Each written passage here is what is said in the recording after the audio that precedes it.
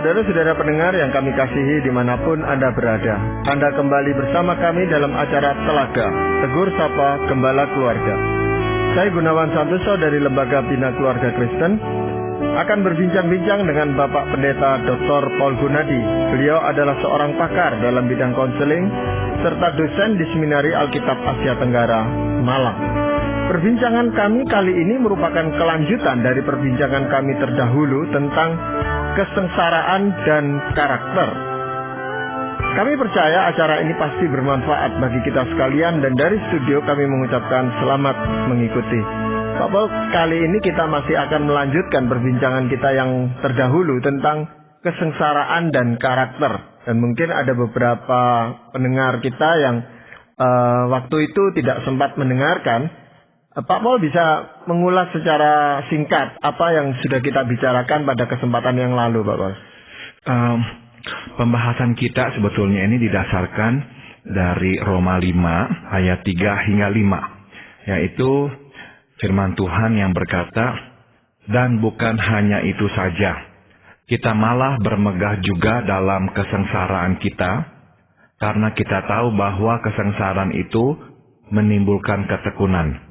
Dan ketekunan menimbulkan tahan uji, dan tahan uji menimbulkan pengharapan. Dan pengharapan tidak mengecewakan karena kasih Allah telah dicurahkan di dalam hati kita oleh Roh Kudus yang telah dikaruniakan kepada kita."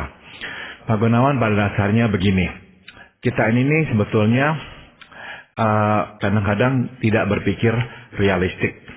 Kita ingin mempunyai karakter yang indah, tapi kita tidak mau untuk membayar harganya. Ternyata untuk bisa memiliki karakter yang baik, yang indah, ada harga mahal yang harus kita bayar. Dan harga mahal itu adalah kesengsaraan. Dari manakah munculnya kesengsaraan? Kesengsaraan adalah sebuah reaksi yang keluar dari diri kita atas kesusahan yang kita alami. Jadi, saya bisa misalkan gambarkan seperti ini. Kesusahan itu datang dari luar diri kita. Misalnya ini suatu musibah, kehilangan pekerjaan, kehilangan orang yang kita kasihi, apa saja ya. Datang dari luar diri kita. Selama kita masih bisa menghadapinya, ya kita mungkin tidak sampai jatuh sengsara. Tapi pada waktu kita tidak bisa lagi menahannya, menanggungnya, kita jatuh sengsara. Nah, ternyata firman Tuhan berkata, jangan melihat sengsara secara negatif. Justru lihatlah secara positif. Karena kenapa? Dari kesengsaraan ini nanti akan keluar satu karakter, yaitu buah ketekunan.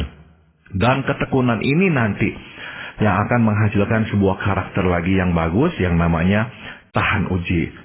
Dan nanti dari tahan uji akan keluar sebuah sikap hidup yang sangat penuh dengan pengharapan pada Tuhan.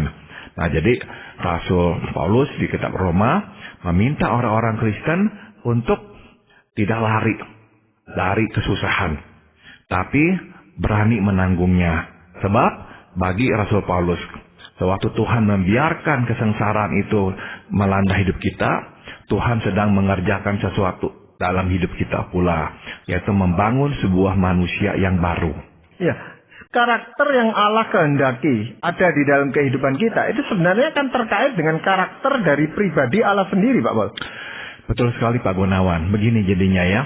Kadang kita beranggapan tuh menjadi orang Kristen adalah hanya hidup bebas dari hukuman dosa. Jadi kita itu tuh datang kepada Tuhan seolah-olah datang hanya kepada penolong yang melepaskan kita dari masalah. Nah, saya sudah tentu tidak akan berkata, oh Tuhan bukan seperti itu. Oh, sudah tentu itu betul. Tuhan adalah penolong kita. Tuhan mau menolong, bukan terpaksa menolong kita. Bukan, Tuhan mau menolong kita. Namun, Tuhan menyelamatkan kita bukan hanya dengan tujuan membebaskan kita dari hukuman dosa, yaitu kematian. Tuhan menyelamatkan kita agar kita bisa bertumbuh menjadi anak-anaknya. Karena kita ini sebelumnya kan bukan anak Tuhan, tapi setelah kita menerima keselamatan dari Kristus Tuhan kita, kita menjadi anak-anaknya. Nah, dia ingin menurunkan sifat-sifatnya kepada kita.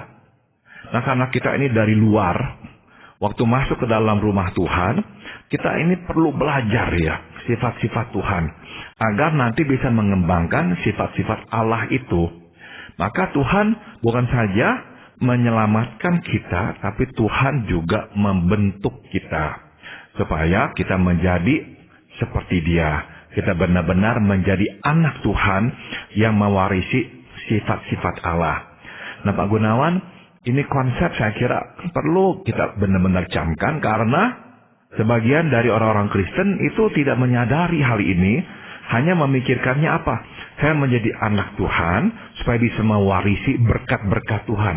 Itu satu bagian dari kehidupan menjadi anak Tuhan, mewarisi berkat-berkat Tuhan. Tapi terlebih penting, Ia ingin kita mewarisi sifat-sifatnya, bukan hanya berkat-berkatnya.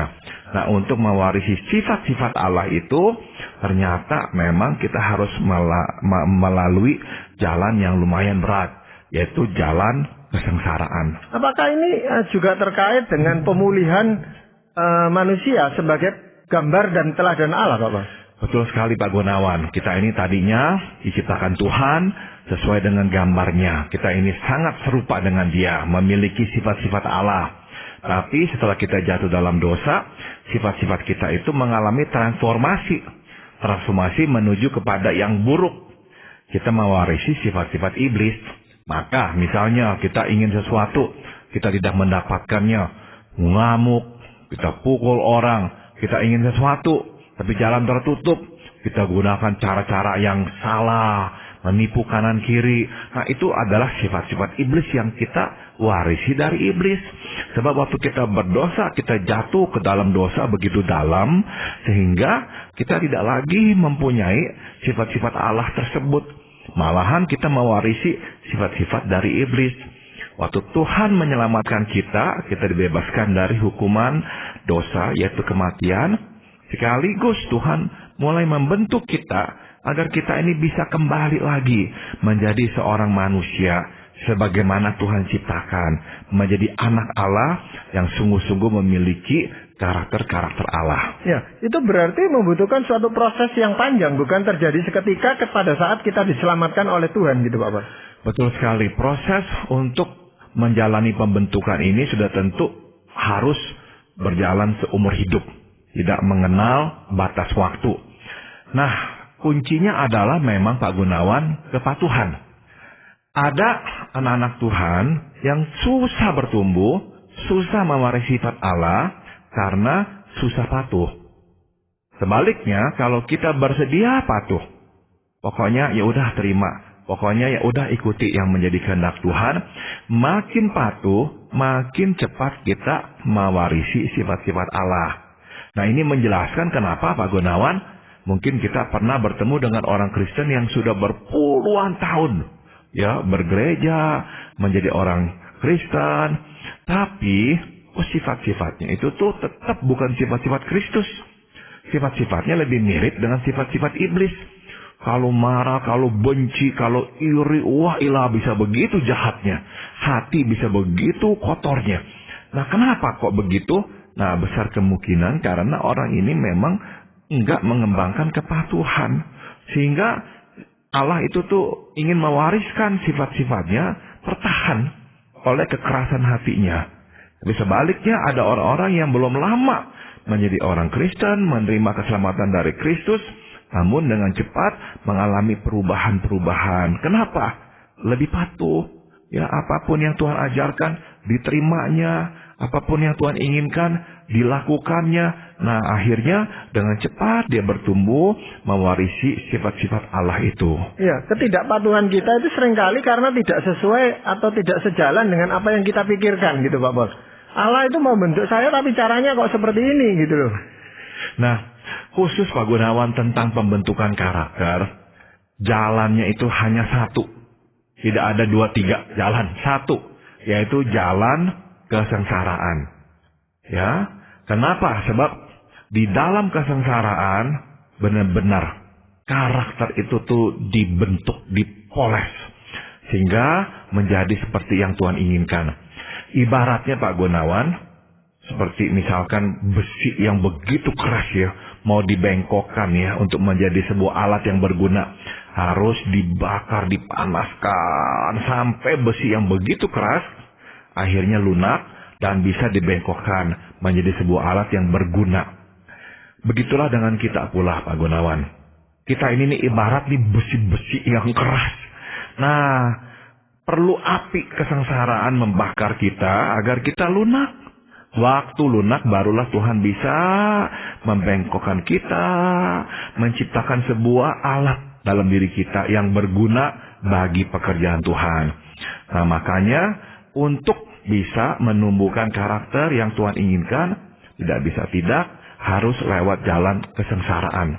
Ya, kalau ada orang yang tidak tahan dengan kesengsaraan itu, Pak Paul, ya, seperti tadi Pak Paul gambarkan besi yang dibakar sampai panas lalu dibengkok. Nah, ini belum sampai panas dibengkokkan lalu patah gitu, Pak Paul, ya. Jadi orang ini juga demikian, meninggalkan Tuhan atau bahkan memutuskan untuk bunuh diri. Nah, ini apakah kita yang melihat hal itu bisa berkata bahwa Tuhan itu terlalu berat memberikan kesengsaraan buat orang itu? Karena dia adalah Tuhan, Pak Gunawan, kita bisa berkata bahwa Tuhan tahu sebetulnya kesanggupan kita itu seperti apa. Dan Tuhan sudah berjanji dia tidak akan memberikan api pembakaran itu yang lebih panas daripada yang bisa kita tanggung. Nah, kalau sampai di tengah jalan kita patah, besar kemungkinan itu emang adalah pilihan kita. Bukannya salah Tuhan memberikan terlalu banyak, tapi salah kita tidak mau menerimanya. Maka kita mendingan lari. Sebab kekuatan Tuhan selalu tersedia. Namun, ya saya tidak berkata gara-gara ada kekuatan Tuhan, maka kita tidak mengalami sakitnya. Tetap akan mengalami sakitnya. Itu sebabnya buah pertama yang disebut di dalam kitab Roma tadi adalah ketekunan. Artinya, waktu kita mengalami rasa sakit, kita tidak lari. Tekun itu artinya tuh berdiam diri, menahannya. Nah, dalam rekaman yang lampau, saya telah menggunakan istilah ini ya, tempaan pukulan.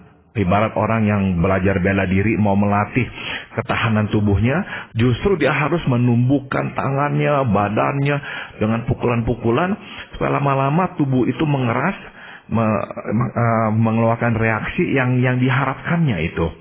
Tapi apakah dia tidak merasakan sakit lagi? Tetap merasakan sakit, namun dia bisa menahannya. Pak Gunawan, kalau kita mau membedakan orang yang kuat dan yang lemah, dewasa dan yang kekanak-kanakan, sudah tentu ini ukurannya. Orang yang kuat dan dewasa bisa menahan sakit, bisa menahan derita. Orang yang lemah dan kekanak-kanakan tidak bisa menahan derita dan sakit. Kalau ada derita dan sakit, kacau, kalut, menyalahkan orang, menuntut orang di sekitarnya untuk berbuat ini itu bagi dirinya. Tapi orang yang kuat dan dewasa bertahan diam menghadapinya. Meskipun menerima pukulan demi pukulan, dia tidak lagi lari kemana-mana. Nah, inilah karakter yang Tuhan inginkan, yaitu ketekunan. Nah, padahal orang ini sulit sekali untuk menerima kesukaran yang seperti itu. Jadi dia punya kerentanan tersendiri terhadap penderitaan yang dia alami. Ini bagaimana, Pak Bos? Kadang-kala kita harus mengakui, Pak Gunawan, ya, bahwa kita nggak kuat dalam segala hal. Ada kalanya ya, kita ini kuat menghadapi hal-hal tertentu, ya. Tapi dalam hal yang lain, waduh, kita tiba-tiba lemah. Nah, inilah kita sebagai manusia. Jadi jarang ada orang yang kuat dalam segala hal. Sebagai contoh, misalkan seorang wanita, mengalami hidup susah, tidak ada uang, dia tahan lapar, bisa mengalami semua itu. Tidak apa-apa. Kemudian jatuh cinta dengan seseorang. Dicintai, senang sekali. Setelah setahun berpacaran, ditinggal pacarnya. Bisa anjlok, tidak mau ketemu orang, mengalami depresi berat. Nah, orang lain yang mengenal dia bingung. Mengalami kesusahan yang berat-berat dulu itu kok tahan. Kok ditinggal pacar, kok bisa begini reaksinya. Nah, inilah memang kita manusia tidak sempurna. Dan ketahanan kita itu tuh jarang merata, Pak Gunawan. Jadi ada waktu-waktu di mana kita itu lebih rasanya tuh terhantam. Nah, di dalam hidup, kalau kita itu mau mengembangkan karakter yang Tuhan inginkan, memang kita harus melewati jalur kesengsaraan itu. Jadi justru di daerah di mana kita lemah dan rentan itu, biasanya Tuhan mengizinkan kesusahan datang. Dan sebagai reaksi, kita mengalami kesengsaraan. Namun kalau kita bisa bertahan, mengeluarkan ketekunan, nah lama-lama kita akan mengeluarkan reaksi berikutnya, yaitu tahan uji.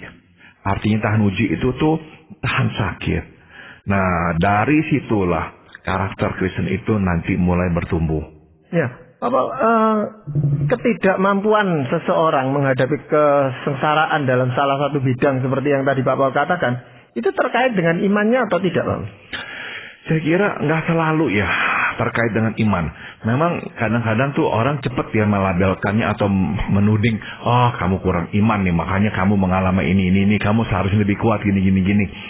Tapi seringkali saya temukan enggak, bukan soal iman. Sebab bisa jadi dalam hal-hal lain dia sungguh beriman. Kembali kepada contoh yang saya berikan tadi.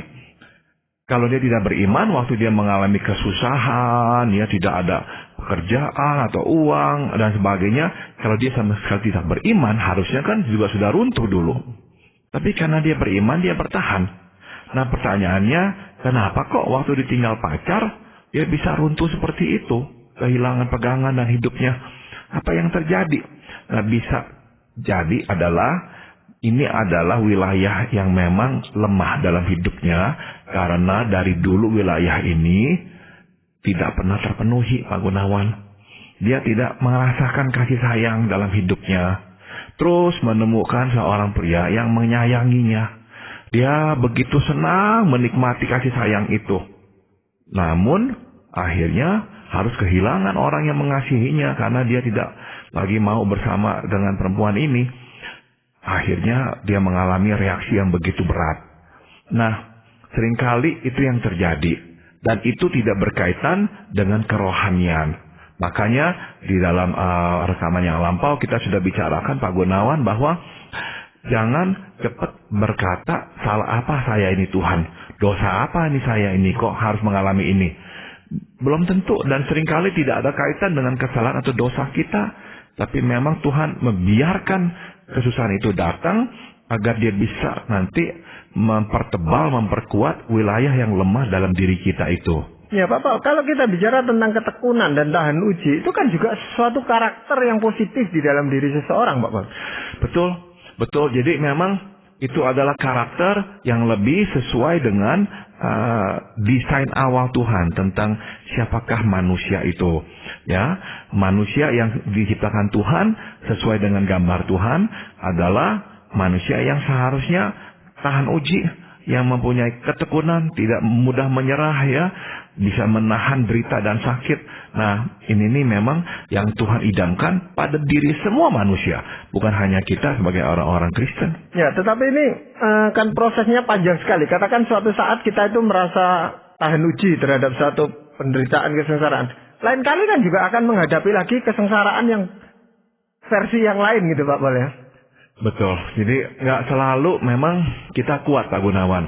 Jadi mungkin nggak begini, saat ini nih kita kuat mengalami pukulan yang berat.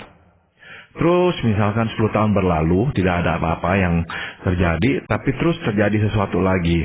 Sebetulnya kalau dilihat secara manusiawi, yang terjadi kedua kali itu tuh lebih ringan daripada yang pertama.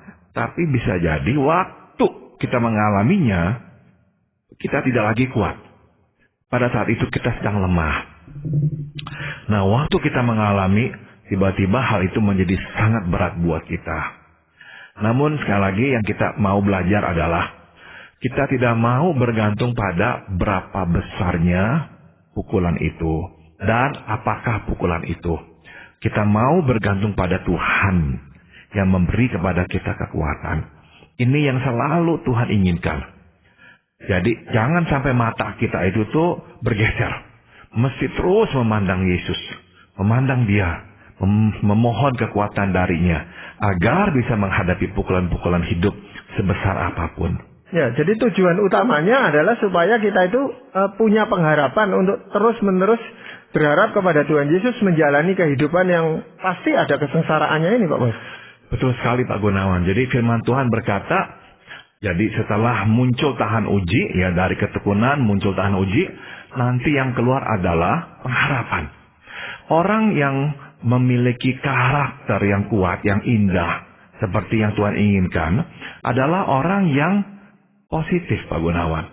Orang yang melihat harapan. Dia tidak mudah untuk berputus asa. Kenapa? Sebetulnya ini lahir dari pengalamannya. Dia mengalami tempaan, tapi toh Tuhan menolong. Tuhan memberikan kekuatan. Sebagai contoh, pada satu waktu dalam hidup saya, selama 8 bulan saya tidak punya pekerjaan, Pak Gunawan. Nah, saya tahu Tuhan akan menolong saya, mencukupi saya, dan saya menerima janji Tuhan bahwa sandal saya pun tidak akan lapuk. Sebab Tuhan akan pelihara hidup saya. Nah, waktu saya jalani itu, tidak berarti saya tidak mengalami sakitnya, deritanya, sengsaranya, tetap mengalami. Tapi terus saya klaim janji Tuhan. Saya memohon kekuatannya. Saya mau bersandar pada kekayaannya untuk mencukupi kebutuhan saya. Nah, dan saya melihatnya, Pak Gunawan. Tuhan menolong saya, Tuhan menolong saya. Sebagai contoh, tidak ada asuransi kesehatan saat itu buat kami sekeluarga. Karena apa? Ya memang tidak mampu untuk membeli asuransi kesehatan. Tapi Tuhan menjaga kesehatan kami. Sehingga tidak ada yang harus berobat ke rumah sakit. Ya, nah, memang Tuhan mencukupi dengan cara yang berbeda. Dalam pemikiran saya yang tradisional, yang konvensional adalah, oh Tuhan nanti akan terus memberikan ya kecukupan finansial sehingga saya bisa memiliki asuransi. Enggak. Yang Tuhan lakukan, Tuhan memelihara kesehatan kami sehingga tidak usah ke dokter atau ke rumah sakit. Nah, tujuannya kan sama. Yang penting kan jadinya saya bisa tetap hidup gitu.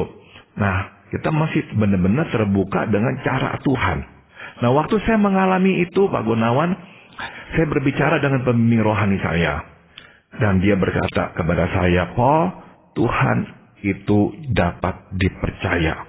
Percayakanlah semuanya kepada dia. Nah, dia itu berkata seperti itu kepada saya berdasarkan pengalaman. Dia seorang hamba Tuhan yang setiap 3-4 tahun sekali harus mengunjungi, menulis surat kepada pendukung-pendukung dananya untuk mereka bersedia tidak ya memberikan kembali dana, mendukung pelayanannya selama 3 atau 4 tahun mendatang. Jadi berarti dia benar-benar hidup dari iman, tidak ada yang tentu gitu. Namun dia sudah melayani Tuhan berpuluhan tahun. Saya kenal dia itu di sana 30 tahunan lebih. Maka waktu dia berkata, Tuhan layak dipercaya, itu keluar dari pengalamannya. Waktu sekarang saya berkata, Tuhan bisa dipercaya, apapun yang kita alami, kekurangan apapun yang kita hadapi, Tuhan bisa dipercaya, itu sekali lagi keluar juga dari pengalaman. Maka orang yang mengalami tempaan, orang itu selalu punya pengharapan. Tidak negatif, tidak pesimistik. Ya, itulah yang Rasul Paulus katakan bahwa pengharapan itu tidak mengecewakan, Pak Paul. Dan karena kasih Allah telah dicurahkan dalam hati kita. Jadi ini sesuatu yang sudah terjadi bagi orang-orang yang mengalami kesukaran ini. Jadi sudah ada pengharapan di dalam diri orang itu karena kasih Allah itu, Pak Paul. Betul sekali. Jadi waktu kita melihat ya Tuhan menolong kita, membukakan pintu, yang kita lihat apa? Sebetulnya bukan hanya pertolongan, Pak Gunawan. Kasih Allah. Begitu kita mengalami pertolongan Tuhan di situ, kita melihat kasih Allah. Kita kemudian buntu lagi, Tuhan bukakan pintu lagi. Kita melihat kasih Allah. Jadi di mana-mana akhirnya yang kita lihat kasih Allah. Nah, orang yang mengalami kasih Allah terus-menerus, melihatnya terus-menerus, menjadi orang yang berpengharapan. Nah, inilah manusia Kristiani yang Tuhan inginkan. Maka sebagai Bapa yang mengasihi kita, dia ingin mewariskan sifat-sifat ini kepada kita. Tapi dia wariskannya lewat sebuah perjalanan yang bernama kesengsaraan. Ya, kalau ini adalah suatu proses seumur hidup, berarti kita itu harus siap untuk sengsara itu seumur hidup, Pak Boleh? Betul, betul. Tapi puji Tuhan, ya jarang ada di antara kita yang selama-lamanya setiap hari sengsara, jarang. Kadang-kadang barulah kita melewati lembah kesengsaraan. Ya, dari 2 kali perbincangan kita ini Pak Paul ya, kesimpulan apa yang Pak Paul ingin sampaikan? Karakter yang dihasilkan oleh kesengsaraan adalah karakter yang bergantung penuh pada Tuhan. Nah, jika pada awalnya ya Pak Gunawan kita bergantung pada Tuhan karena panik, tidak berdaya. Setelah melewati ujian, kita bergantung pada Tuhan karena kita percaya sepenuhnya pada pemeliharaan Tuhan. Dengan kata lain, awal-awalnya bergantung dalam kepanikan, akhirnya bergantung dalam kedamaian. Ya, kita tidak lagi mempertanyakan kehendak Tuhan, sebab kita tahu rencananya baik. Kita tidak lagi mempertanyakan masa depan, karena kita tahu Dia sudah di depan kita dan akan mengulurkan tangan, memberikan pertolongan kepada kita. Jadi bergantung dalam damai sejahtera. Ya, jadi pengalaman kesengsaraan yang kita alami pada waktu yang lalu itu sangat berguna sebagai modal untuk kita menghadapi kesengsaraan yang berikutnya gitu Pak. Betul sekali Pak Gunawan. Ya, Pak Paul, terima kasih untuk perbincangan dan nasihat-nasihat yang sudah Pak Paul sampaikan. Nah, ini tentunya sangat berguna dan menjadi bekal bagi kita untuk menjalani kehidupan ini. Dan para pendengar sekalian, kami mengucapkan juga banyak terima kasih kepada Anda yang telah mengikuti perbincangan kami dengan Bapak Pendeta Dr. Paul Gunadi dalam acara Telaga, Tegur Sapa Gembala Keluarga. Kami baru saja berbincang-bincang tentang kesengsaraan dan karakter bagian yang kedua. Bagi Anda yang berminat untuk mengetahui lebih lanjut mengenai acara ini, silakan menghubungi kami lewat surat. Alamatkan surat Anda ke Lembaga Bina Keluarga Kristen atau LBKK, Jalan Cimanuk 56, Malang. Anda juga dapat menggunakan email dengan alamat telaga@indo.net.id. Kami juga mengundang Anda mengunjungi situs kami di www.telaga.org. Saran-saran, pertanyaan, serta tanggapan Anda sangat kami nantikan. Akhirnya dari studio kami mengucapkan terima kasih atas perhatian Anda dan sampai jumpa pada acara Telaga yang akan datang.